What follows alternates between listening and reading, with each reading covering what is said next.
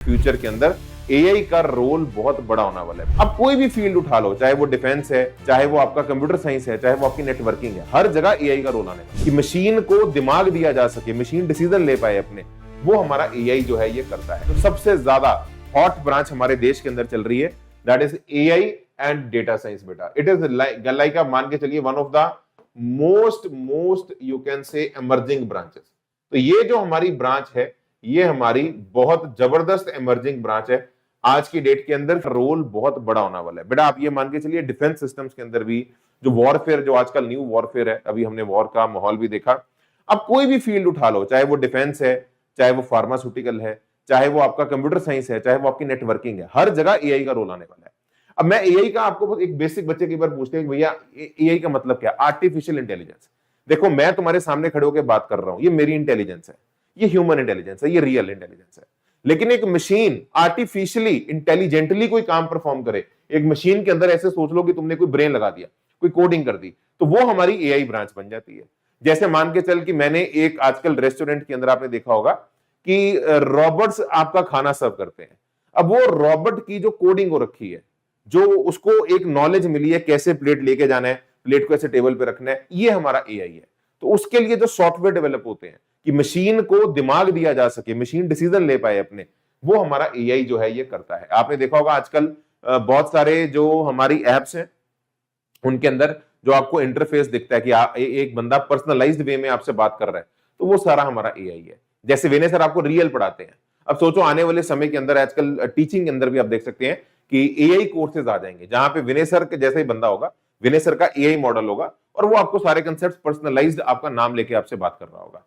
तो ये सारी जो चीजें हैं एआई में अंदर आती हैं, जहां पे आप बहुत ज्यादा किसी मशीन से इंटेलिजेंटली काम करवाना चाहते हैं। ठीक है, फ्यूचर में definitely broad and bright prospects हैं इसके अंदर। और डेटा साइंस और एआई का बड़ा अच्छा कॉम्बिनेशन है। डेटा साइंस तो डेफिनेटली बेटा, अब आप अगर एक मशीन से कोडिंग करवाना चाहते हैं, काम करवाना चाहते हैं, तो काम करवाने के लिए पहले आपको डेटा चाहिए होगा, वो डेटा उसके अंदर फीड करोगे, है ना। तो डेटा और एआई जो है आपस में बहुत क्लोज एक रिश्ता रखते हैं। तो these engineer specialise in teaching machines to learn and make decision based on the data. तो डेटा को देखते हुए खतरा है, खतरा नहीं है, क्या रास्ता सेफ है, टेबल पे जाके वो एक आपको प्लेट रखनी है, सर्व करना है, तो डेटा को देखते हुए जो बेसिकली आपकी मशीन डिसीजन लेती है इंटेलिजेंटली, वो हमारी इस ब्रांच के अंदर आती है। They build intelligent systems like self driving cars, recommendations, engineers and बच्चों चैटबॉट्स हो गए, सेल्फ ड्राइविंग कार्स हो गई, है ना, जैसे ऑटो पायलट लगता है, प्लेन उड़ता है, ऐसी कार्स भी आजकल ऑटो मोड में चलती हैं, है ना, यूएस के अंदर अब लॉन्च भी हो चुकी हैं। ये सारा एआई वर्जन के अंदर आपका पूछा जाता है।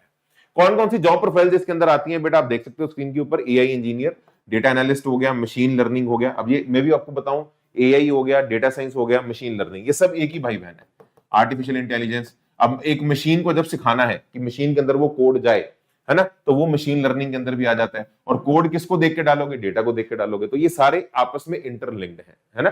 तो सारे ये जो प्रोफाइल्स हैं इनकी कॉमन प्रोफाइल्स हैं। डेटा साइंटिस्ट हो गया, रिसर्च साइंटिस्ट हो गया, इंजीनियर हो गया, बिजनेस इंटेलिजेंट डेवलपर हो गया, बिग डेटा इंजीनियर हो गया, डेटा इंजीनियर हो गया, अप्लाइड एआई साइंटिस्ट हो गया। तो आप देख सकते हो इनके एवरेज पैकेजेस जो है ये एवरेज है, ये मतलब जो आम बच्चों को मिल जाते हैं। तो 15 से 20 लाख आप इसके अंदर रेंज देख सकते हो, बहुत ब्राइट फ्यूचर है। ये सिर्फ स्टार्टिंग एवरेज मैंगो बच्चों के पैकेजेस हैं। अगर आपने बहुत अच्छा परफॉर्म किया, स्किल्स बहुत अच्छे से अपनी बढ़ा दी, तो अगेन करोड़ों के अंदर भी इनके अंदर सीआर, मतलब अपर लिमिट कोई है ही नहीं है। ठीक है, बट रियलिस्टिक, मुझे लगता है बच्चों को रियलिस्टिक फिगर बताना मेरा धर्म रहता है कि मैं बच्चों को रियलिस्टिक फिगर बताऊं, यार ये इतना एवरेज पैकेजेस इन प्रोफाइल्स का आपका लगभग लग जाता है। सब्जेक्ट्स कौन से आएंगे इसके अंदर? मशीन लर्निंग, डीप लर्निंग, है ना, probability and statistics, definitely data scientist तो थोड़ा बहुत आपका प्रोबेबिलिटी और स्टैटिस्टिक्स वाला पार्ट भी रहेगा, data visualisation, big data analytics, Python हो गया और आर प्रोग्रामिंग हो गया। ठीक है ना, पाइथन हो गया और आपका आर प्रोग्रामिंग हो गया। तो ये सारे जो है बेसिकली आपके कोर्सेज इसके अंदर जो है आपके सब्जेक्ट्स पूछे जाते हैं। बेटा सब्जेक्ट्स जरूर देखा करो, ठीक है, ताकि अगर आप एक डिसीजन ले रहे हैं किसी भी ब्रांच का अगर आप डिसीजन ले रहे हैं, तो आपको उन सब्जेक्ट्स के साथ बहुत लंबा समय बिताना पड़ेगा। तो वो तभी बिता पाओगे अगर आप अच्छे से उनके ऊपर पहले से रिसर्च करो और फिर एक सही डिसीजन ले पाओ। तो सब्जेक्ट्स मैंने आपको बताए हैं, थोड़ा आप अपने लेवल पे अगर आपको किसी भी ब्रांच में जाना है तो सब्जेक्ट्स के बारे में थोड़ा सा और आप उनका गूगल करें, रिसर्च करें, ज्यादा बेहतर रहता है वो। टॉप रिक्रूटर्स कौन सी हैं? सारी सीएस वाली कंपनीज आती हैं इसके अंदर आपका गूगल हो गया, ठीक है, सारी जो कंपनीज है सीएस वाली आती है, गूगल हो गया, आईबीएम हो गया, विप्रो, है ना, फ्रैक्टल एनालिटिक्स, ये बहुत बड़ी एक कंपनी है डेटा एनालिटिक्स की, टीसीएस हो गया, ये तो मास रिक्रूटर है आपकी। तो ये सारी कंपनीज बेसिकली जो सीएस वाली है वो आपके यहाँ पे भी आ जाती है। आईआईटीज की कट ऑफ बताऊं, जहां जहां पे एआई की ब्रांच है तो आईआईटीज की कट ऑफ आप देख सकते हो। तो आईआईटी मद्रास में आर्टिफिशियल इंटेलिजेंस डेटा एनालिटिक्स की जो हमारी जो ब्रांच है उसकी कट ऑफ जो गई है वो गई है 419 रैंक पे। अब आप देख सकते हो आईआईटी मद्रास में कंप्यूटर साइंस भी 170 के आसपास जाती है। अब यहाँ पे अगर आप देखिए, यहाँ पे हमारा एडवांस का जो रैंक है वो 419 है, मतलब इसकी जो इज्जत है, कट ऑफ है, बिल्कुल कंप्यूटर साइंस के आसपास जा रही है। ठीक है, तो आईआईटी मद्रास के अंदर है, हर हर आईआईटी के अंदर नहीं है, कुछ कुछ आईआईटी ने स्टार्ट किए, रुड़की के अंदर है, हैदराबाद ने स्टार्ट किया है।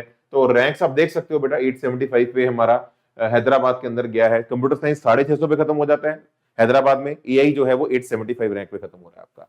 ठीक है, और ऐसे ही 2023-22 की कट ऑफ भी अगर आप देखो, डिटेल डेटा मैं आपको दे रहा हूं ताकि थोड़ा सा आपको यहाँ पे आइडिया मिले।